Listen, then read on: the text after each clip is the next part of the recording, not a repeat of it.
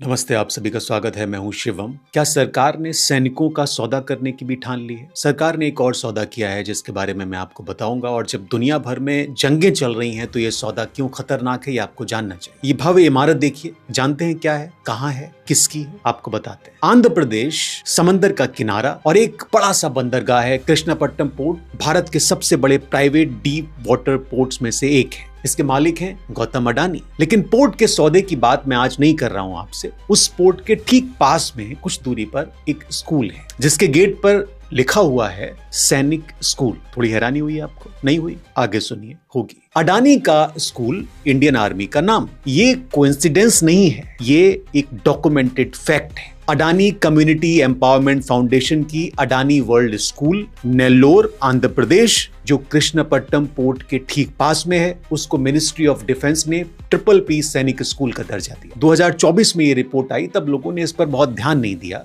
और भूल गए। लेकिन ये सिर्फ अडानी की बात नहीं है। RTI के दस्तावेजों के तहत आया कि 40 नए सैनिक स्कूल एग्रीमेंट्स में खोले गए और कम से कम 62% RSS और उससे जुड़े संगठनों, बीजेपी नेताओं, हिंदुत्व ग्रुप्स और उनके करीबियों को दिए गए। राजनाथ सिंह ने जब ये ट्वीट किया तो सवाल खड़े हो गए और ये खबर वायरल हो गई। लोग पूछने लगे कि भाई, जो ये प्राइवेट प्लेयर्स को आप सैनिक स्कूलों में डाल रहे हैं, इसका फर्क क्या और इसका अंजाम क्या? आपको पता है क्राइटेरिया क्या है? मिनिस्ट्री ऑफ डिफेंस ने RTI का जवाब देने से साफ इनकार कर दिया कि क्राइटेरिया क्या है। जब डिफेंस मिनिस्टर ने ये ट्वीट किया तो सोशल मीडिया पर हंगामा बरपा। मेरे पास रात में एक मेरे परिचित हैं, रिटायर्ड ब्रिगेडियर रहे, उनका कॉल आया। परेशान थे, आवाज थकी हुई थी भारी, जैसे 34 साल की वर्दी का बोझ उनके साथ बोल रहा। उन्होंने सिर्फ इतना कहा मुझसे कि बेटे, पोर्ट गया, एयरपोर्ट गया, अब सैनिक स्कूल भी चला गया, अगली बार वो सोल्जर भी ले जाएंगे और हम देखते रह जाएंगे। रात के करीब 11-12 बजे का समय, एक रिटायर्ड ब्रिगेडियर का कॉल। ब्रिगेडियर साहब करीब 34 साल आर्मी में नौकरी कर चुके थे। उन्होंने फोन रखा, मैंने कुछ फैक्ट्स उसके बाद खंगाले और अब मैं आपको 4 डॉक्यूमेंटेड फैक्ट बताता हूँ। पहला, सैनिक स्कूल बने क्यों थे, वो वर्ल्ड किसके लिए था। दूसरा, वो वर्ल्ड 2021 में कैसे बदला, बजट में एक लाइन से क्वाइटली, बिना किसी डिबेट के। तीसरा, वो 62% डॉक्यूमेंटेड, वो अडानी कनेक्शन RTI वेरीफाइड और वो सिलेक्शन क्राइटेरिया ऑफिशियली जिसको डिनाई कर दिया गया। चौथा, अग्निपथ, करीब 1,55,000 की वैकेंसी और एक लेफ्टिनेंट जनरल का वो जवाब जो आपको शायद सन कर दे। कोई ओपिनियन स्पेकुलेशन नहीं है, ये वो है जो रिकॉर्ड में दर्ज है। पहले वो स्कूल जो बना था 1962, भारत चीन से हार गया वो जंग। हडसन ब्रुक रिपोर्ट जो आज भी क्लासिफाइड है, उसमें एक बात बार बार कही गई कि भारतीय सेना में ट्रेंड एजुकेटेड ऑफिसर्स की उस वक्त थोड़ी कमी थी क्योंकि देश आजाद। इस हार के बाद नेहरू टूट गए, लेकिन उन्होंने एक बड़ा काम किया, सैनिक स्कूल्स खोलने का काम। 1961 से शुरुआत हुई। बिहार के तिलैया से सोच ये रही थी कि इंडिया के हर कोने में, हर बैकग्राउंड से, हर जाति से, हर आर्थिक स्तर से बच्चे आएंगे, ऑफिसर बनेंगे। गवर्नमेंट की जमीन,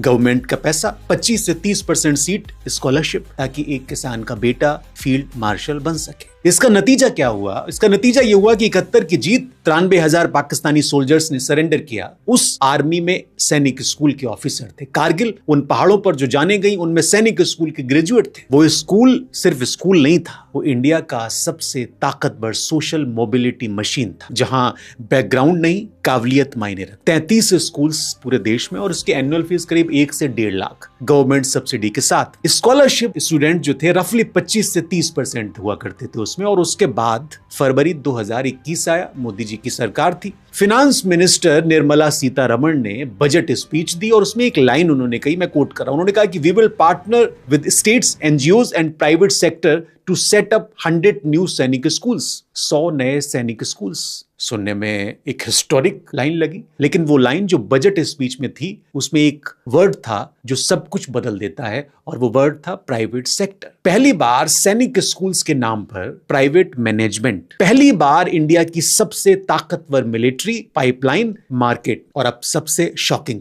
द रिपोर्टर्स कलेक्टिव और द AIDEM ने अप्रैल 2024 में एक इन्वेस्टिगेटिव रिपोर्ट पब्लिश की। कुछ जगह पर वो दिखी, RTI से निकला यूनियन गवर्नमेंट की प्रेस रिलीज और रिप्लाई को कलेक्ट किया गया और डॉक्यूमेंटेड किया गया उसके बाद उस रिपोर्ट में कि 40 नए सैनिक स्कूल्स एग्रीमेंट्स मई 2022 से दिसंबर 2023 के बीच हुए। इनमें से 11 स्कूल्स डायरेक्टली बीजेपी पॉलिटिशियन की या उनके ट्रस्ट के पास गए, 8 स्कूल RSS और उसके एफिलिएटेड ऑर्गेनाइजेशन के पास गए, 6 स्कूल्स हिंदुत्व ऑर्गेनाइजेशन या फार राइट ग्रुप्स के पास गए। सैनिक स्कूल्स जो इंडिया की हर कम्युनिटी के बच्चों के लिए थे वो इस तरह से बांट दिए। अब एक स्पेसिफिक आइडियोलॉजिकल इकोसिस्टम के लिए हो गए। और क्राइटेरिया क्या था इन लोगों को देने का? आरटीआई रिप्लाई में मिनिस्ट्री ऑफ डिफेंस ने लिखा इंफ्रास्ट्रक्चर ही सिंगल स्पेसिफाइड क्राइटेरिया है। जिनके पास जमीन हो, बिल्डिंग हो, स्टाफ हो, वो अप्लाई कर सकते। इंफ्रास्ट्रक्चर, जिसके पास एसेट है उसे एसेट मिलती है। एक रिटायर्ड मेजर जनरल ने नाम न छापने की कंडीशन पर द रिपोर्टर्स कलेक्टिव को एक बात कही। उन्होंने कहा कि अगर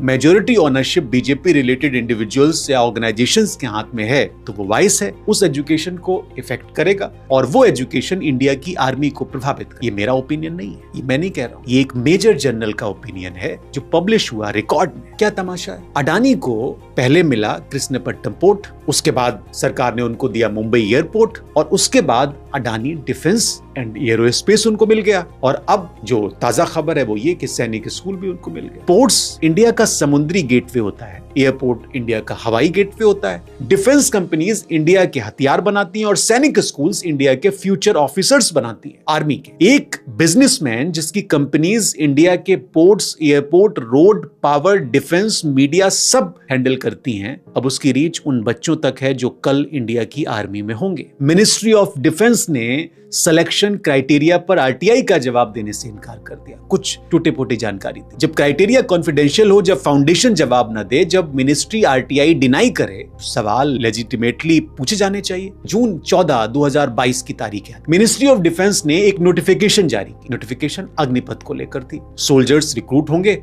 4 साल के लिए, 25% रिटेन होंगे, 75% रिलीज कर दिए जाएंगे। नो पेंशन लिमिटेड, बेनिफिट्स नहीं मिलेंगे। 4 साल बाद आप अपना रास्ता खुद ढूंढिए। देश भर में प्रोटेस्ट हुए, ट्रेन्स जलाई गई, हाईवे जाम हुए, आपने देखा होगा उस वक्त। स्कीम फिर भी इंप्लीमेंट कर दी गई। अब ये सुनिए आप, तीनों सर्विसेज में अभी करीब 1,55,000 पर्सनल्स की वैकेंसी है। आर्मी में अकेले 1,36,000 वैकेंसीज। हर साल रिटायरमेंट 70,000, अग्निवीर इनटेक 42,000, 25% रिटेंशन के साथ 10,500 परमानेंट। यानी हर साल नया जो शॉर्टफॉल है वो करीब 59,500 का, और पीएमओ को ये पता नहीं। द ट्रिब्यून ने एक रिपोर्ट पब्लिश की। एक लेफ्टिनेंट जनरल जो मैन पावर हैंडल करते थे, पीएमओ के जॉइंट सेक्रेटरी के पास गए, नंबर्स उन्होंने बताई। जवाब जानते हैं क्या मिला? साहब को सब मालूम। ट्रिब्यून ने ये रिपोर्ट पब्लिक की जून 2024 में। साहब को सब मालूम। हु इज साहब? और फिर भी कुछ नहीं बदला उसके बाद। मेजर जनरल यश मोर अग्निपथ के बहुत बड़े वोकल क्रिटिक हैं, और आपने सुना भी होगा उनके बारे में। ये स्कीम्स यूनिट की कोहेजन बर्बाद कर देगी। पर्सनल एक दूसरे पर भरोसा नहीं करेंगे क्योंकि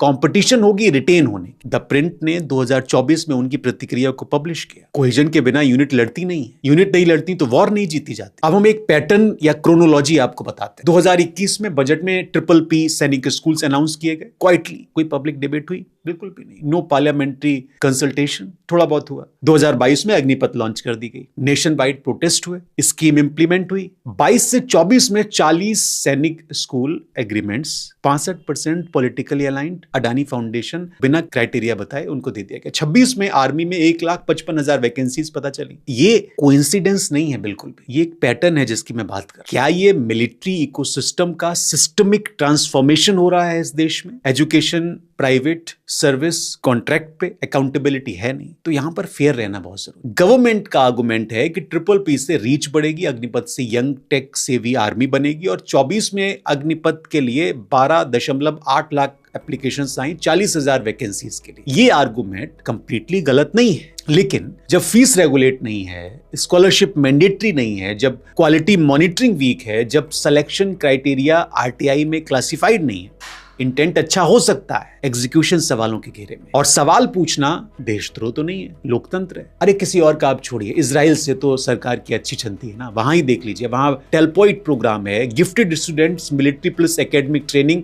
fully government funded, 0 fees. America में West Point government pays student 0 fees, क्योंकि वो देश जानते हैं ऑफिसर्स एक प्रोडक्ट नहीं होता है, नेशनल एसेट है। इंडिया में 8 लाख की fees, private partners, no accountability. Parliamentary standing committee on defence 22-23 की रिपोर्ट है, खुद उसमें लिखा हुआ है न्यू ट्रिपल पी स्कूल्स की फीस रेगुलेशन, स्कॉलरशिप पॉलिसी और क्वालिटी मॉनिटरिंग को लेकर स्पष्टता नहीं है। ये रिपोर्ट नंबर 27/22-23 में लिखा हुआ है और ये मैं नहीं कह रहा हूं, संसद की कमेटी कह रही है। 1961 में एक स्कूल बना था, किसान का बेटा फील्ड मार्शल बन सके, इसलिए 22 में वही सिस्टम एक स्पेसिफिक डायरेक्शन में क्वाइटली मोड़ा जा रहा है या मोड़ दिया गया, बिना पब्लिक डिबेट के, बिना किसी को बताए, बिना पार्लियामेंट्री अप्रूवल के, बिना क्राइटेरिया। ये फॉलो होती हुई मिलिट्री का डॉक्यूमेंटेड ब्लूप्रिंट है। और एक सवाल जो मैं आपके साथ छोड़ना चाहता हूं स्टोरी के आखिर में, जो आर्मी इंडिया की सबसे बड़ी ताकत है, जिसने 71 जीती, कारगिल जीता, अगर उसकी नींव क्वाइटली बदली जा रही है तो वो आवाज कौन उठाएगा? जो उठाने वाले थे वो रिटायर हो गए, जो बचे हैं वो चुप हैं और जो बोल रहे हैं वो सुने नहीं जा रहे। मैं इस रिपोर्ट का पार्ट 2 भी बनाऊंगा। पार्ट 2 इसलिए क्योंकि एक पार्ट बहुत लंबा हो जाता है, जो दर्शक देखेंगे नहीं, क्योंकि ये धुरंधर तो है नहीं। तो अगले पार्ट में मैं आपको बताऊंगा वो स्पेसिफिक कनेक्शन, वो मनी ट्रेल। बहुत शुक्रिया आप सभी लोगों को ये रिपोर्ट देखने के लिए।